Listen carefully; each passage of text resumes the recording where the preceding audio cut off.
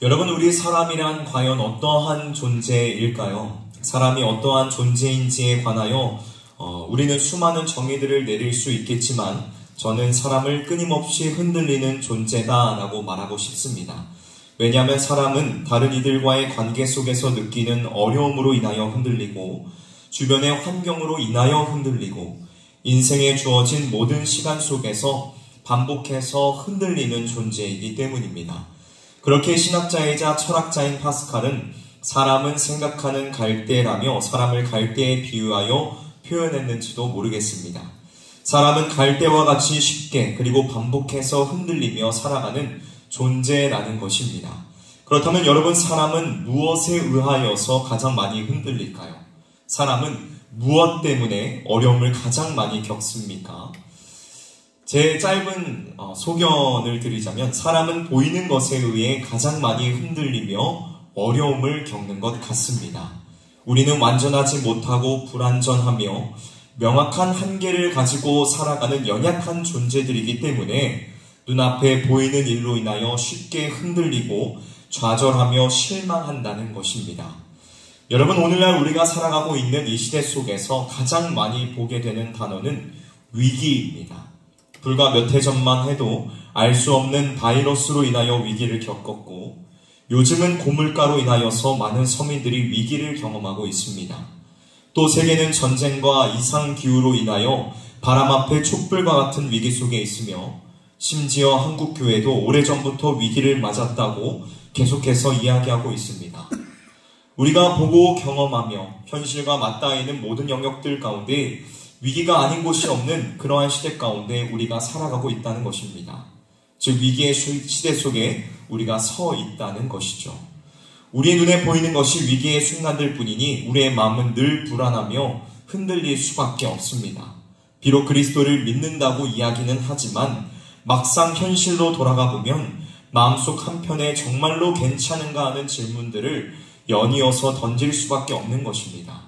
그렇다면 여러분, 우리가 바라보는 이 시대가 위기의 시대라면 하나님께서 바라보실 때의 이 시대는 어떠한 시대일까요? 하나님께서 보실 때에도 이 시대는, 우리의 시대는 위기의 시대일까요? 오늘 우리가 말씀을 통해서 함께 살펴보기를 소원합니다. 오늘 본문은 바벨론의 포로로 잡혀갔던 이스라엘 백성들이 바사왕 고레스의 칙령으로 다시 그들의 땅으로 돌아와 무너진 성전을 재건하는 장면으로 시작하고 있습니다. 본문 1절은 이날이 일곱째 달 21일, 곧 7월 21일로 7월 15일부터 시작되는 장막절의 마지막 날이라는 것을 알려주고 있는데, 이 장막절은 여름 추수를 축하하는 절기이자 솔로몬이 성전을 봉헌한 절기로서 이스라엘 백성들에게 있어서 아주 의미가 깊은 날이었습니다. 그런데 이 장막절의 마지막 날, 백성들이 성전을 짓고 있을 때에 그들에게 아주 이상한 일이 발생했습니다. 무슨 이상한 일이 발생했냐면 백성 중에 어떠한 이들은 성전이 지어지고 있는 그 장면을 보고서 기뻐하는 한편 어떤 이들은 그것을 보며 통곡하기 시작하였다는 것입니다. 이 기묘한 일에 대하여 에스라 3장 12절에서 13절은 이렇게 기록하고 있습니다. 우리가 함께 찾아서 함께 읽어볼까요? 에스라 3장 12절에서 13절 말씀입니다. 에스라서 3장 12절에서 13절까지의 말씀입니다. 에스라 3장 12절에서 13절까지의 말씀입니다. 제가 가진 성경으로는 구약성경 714페이지에 있습니다. 함께 읽습니다. 시작. 제사장들과 레위 사람들과 나이 많은 족장들은 첫 성전을 보았으므로 이제 이 성전의 기초가 놓임을 보고 대성통곡하였으나 여러 사람은 기쁨으로 크게 함성을 지르니 백성이 크게 외치는 소리가 멀리 들리므로 즐거이 부르는 소리와 통곡하는 소리를 백성이 분간하지 못하였더라. 아멘. 지금 이스라엘 백성들은 성전이 지어지는 것을 보면서 한 무리는 기뻐하고 있는 반면 다른 한 무리는 슬퍼하며 통곡하고 있는 것입니다. 그렇다면 왜 이 한 무리는 통곡하고 있는 것일까요? 왜 이들은 같은 장면을 보면서도 기뻐하지 못하고 슬퍼하고 있는 것입니까? 그것은 이들이 이전에 솔로몬의 성전의 영광을 보았기 때문입니다. 솔로몬 성전을 직접 보았던 연로가 있는 백성들은 그 성전의 찬란했던 모습과 비교되는 현재 건축 중인 성전의 상대적인 초라함에 실망하여 통곡하였습니다. 그들은 아마 이사야 33장과 에스겔 41장에 나오는 솔로몬 성전을 능가하는 새로운 성전의 영광스러움을 자신들이 볼 것이라 기대하며 성전의 고향으로 돌아왔을 것입니다. 그러나 실제 현실 속에서 그들이 경험하고 있는 이 성전은 이전만도 못한 초라한 성전이었습니다. 이들은 자신이 처한 상황과 지어지고 있는 성전의 초라함, 보잘것없음을 보며 실망하고 슬퍼한 것입니다. 결국 이들은 보이는 것에 의하여 그들의 마음과 신앙이 흔들렸다는 것입니다. 그러나 이 상황마저 모두 아시는 하나님께서는 슬퍼하고 있는 이 이스라엘 백성들에게 다가가 격려하시며 새 힘을 불러 일으켜 주십니다. 하나님은 그들에게 성전의 본질이 보이는 건물에 있지 아니하며 사람의 어떠함에 있지 아니하고 하나님께서 함께하고 계심이 성전의 참된 본질임을 말씀해 주고 계십니다. 그리고 이스라엘 백성들에게 과거에 빠져 미래의 영광을 보지 못하는 잘못을 저지르지 말며 앞으로 다가올 성전의 영광스러움을 바라보며 그 영광 속에 살아가는 백성들이 될 것을 말씀하고 계십니다. 여러분, 하나님의 이 말씀은 오늘날을 살아가는 우리들에게도 들려주시는 말씀입니다. 우리의 눈에 보이는 것은 비록 어렵기만 한 현실이지만 여전히 하나님은 우리와 함께 하시며 그 영광 속에 살아가라 말씀하십니다. 그렇다면 우리가 그 영광 속에 살아가는 백성들로서 어떠한 삶을 살아내야 할까요?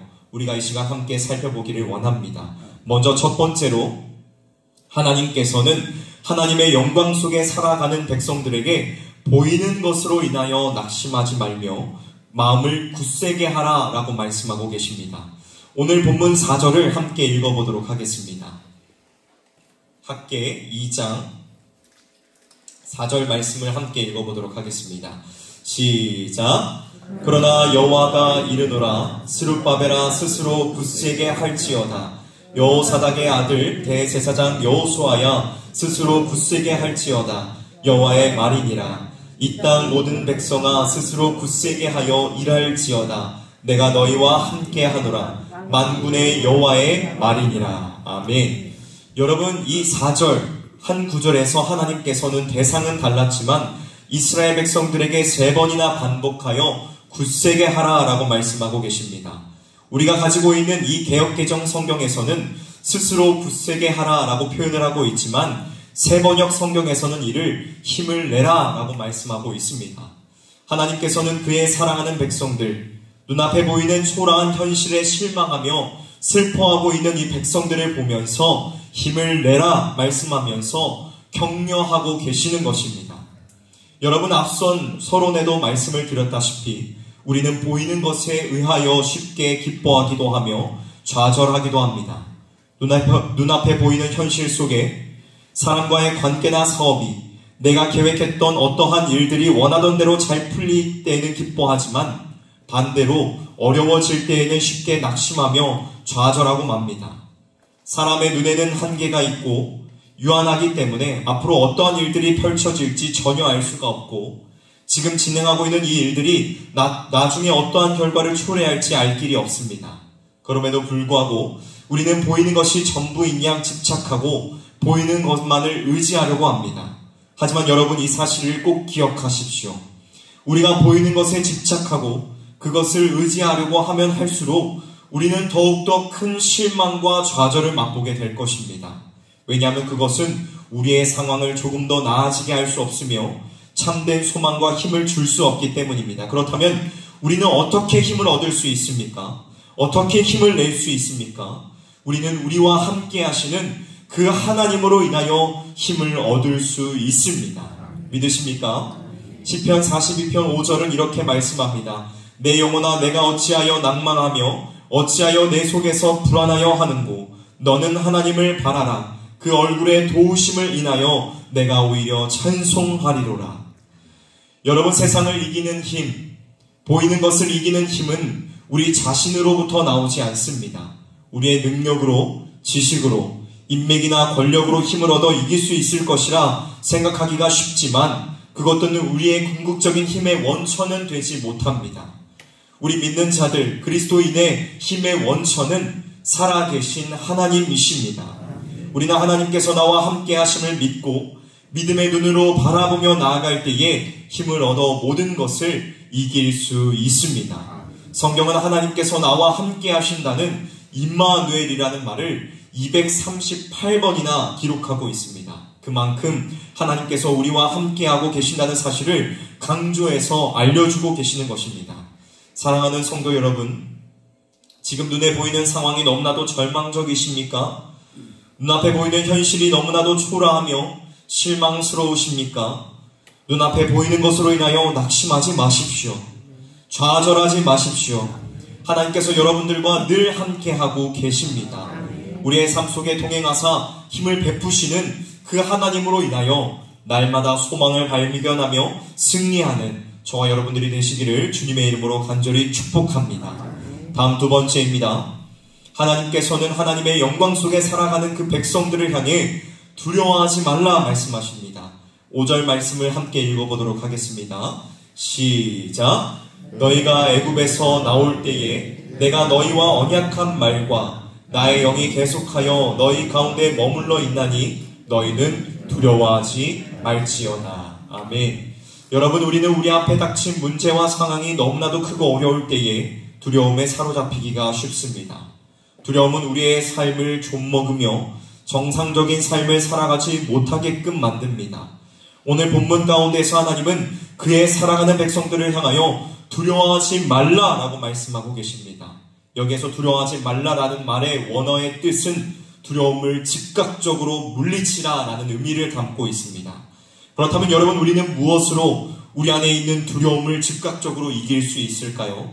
오늘 본문은 내가 언약한 말과 나의 영이 함께함으로 두려워하지 말라, 그것을 이겨내라 라고 말씀하고 있습니다. 즉 우리에게 주어진 하나님의 약속, 그 말씀을 신뢰하며 성령 하나님의 도우심을 받아 두려움을 즉각적으로 물리치라는 것입니다. 사랑하는 성도 여러분, 우리가 섬기고 있는 그 하나님이 어떠한 분이십니까? 약속을 반드시 성취해 가시는 완전하신 하나님, 믿을 만한 분, 믿으신 하나님이 아니십니까? 또한 성령 하나님께서는 우리 각 사람의 마음에 내주하셔서 우리를 위하여 늘 간구하시고 우리를 도우시지 않습니까? 그러므로 여러분, 두려워하지 마십시오. 강하고 담대하십시오. 하나님께서 여러분들과 함께 하십니다. 마지막 세 번째로, 하나님께서는 사랑하는 백성들을 향하여 주의 날이 올 것을 기대하며 영광 속에 살아가라 라고 말씀하고 계십니다. 오늘 말씀 속에서 이스라엘 백성들은 과거의 영광에 가로막혀 미래의 영광을 보지 못하였습니다. 그들은 초라해진 성전의 겉모습에 집중하느라 앞으로 도래하게 될 영광스러운 시대, 메시아를 통하여 이루어질 놀라운 영광의 날들을 바라보지 못한 것입니다. 그래서 하나님께서는 오늘 본문 6절에서 7절에 이렇게 말씀하십니다. 함께 읽어볼까요? 6절부터 7절 말씀입니다. 시작. 만군의 여호와가 이같이 말하노라. 조금 있으면 내가 하늘과 땅과 바다와 육지를 진동시킬 것이요 또한 모든 나라를 진동시킬 것이며 모든 나라의 보배가 이르리니 내가 이 성전의 영광이 충만하게 하리라. 만군의 여호와의 말이니라. 또 9절은 이렇게 말씀합니다. 이 성전의 나중 영광이 이전 영광보다 크리라. 만군의 여호와의 말이니라. 내가 이곳에 평강을 주리라. 만군의 여호와의 말이니라. 아멘. 여러분, 여기에서 말씀하고 있는 이 보배는 메시아 예수 그리스도를 가리킵니다. 하나님께서는 이때 이스라엘 백성들에게 하셨던 말씀을 그리스도 안에서 성취하셨습니다. 이전에 있던 성전이 하나님께서 임재하셨다는 상징적인 장소로서 있었다면 예수님 안에서 이루어질 성전은 하늘들의 하늘이라도 능히 용납할 수도 감당할 수도 없는 하나님 자신이신 예수님께서 직접 임하여 그 영광을 빈틈없이 가득 채우실 것입니다. 그리고 예수님 안에서 하나님의 백성은 그 영광을 누리며 이 세상이 주지 못하는 참된 평안함을 얻게 될 것입니다. 주 안에서 사랑하는 성도 여러분, 세상은 늘 위기라고 말합니다. 우리의 삶을 들여다보아도 좋아 보이는 것은 좀처럼 없습니다. 그럼에도 불구하고 우리 믿는 자들은 영광스러운 시대에 살아가고 있음을 고백해야 합니다. 왜냐하면 우리는 주님께서 오시는 그날에 어제보다 오늘 더 가까워진 삶을 살아가고 있기 때문입니다. 여러분, 하나님께는 위기란 있을 수 없습니다. 그러므로 우리는 주께서 오실 그날을 바라보면서 오늘도 낙심치 말고 두려워하지 않으며 힘을 내고 살아가야 합니다. 사랑하는 성도 여러분, 이제 11월 2일만 지나면은 우리 교회는 새로운 한 걸음을 떼야 할 시기에 이릅니다. 여러분은 무엇을 기대하십니까? 정말 지금 눈앞에 보이는 현실을 바라보면서 두려워하거나 난망하고 있지는 않습니까? 우리가 하나님을 바라보면서 믿음으로 나아갈 수 있기를 원합니다. 하나님은 우리를 향하여 작은 자라 라고 말씀하고 있지 않습니다. 하나님께서는 우리를 큰 자로 여기시며 놀라운 능력을 베풀어 주셔서 주께서 맡기신 사명을 감당하게 하실 줄로 믿으니 우리는 그 주님을 바라보며 믿음으로 나아가야 될 줄로 믿습니다. 피택 안수 집사님들, 어떤 마음으로 그 직분을 준비하고 계십니까? 혹시라도 그 마음 가운데 두려움과 염려로서 있는 것은 아닙니까? 하나님께서 강하고 담대한 마음을 주실 것입니다. 믿음으로써 이 모든 일들을 감당하여 하나님 앞에 영광이 되는 우리 피택 안수 집사님들과 우리 모두가 되기를 주님의 이름으로 축복합니다. 함께 기도하도록 하겠습니다.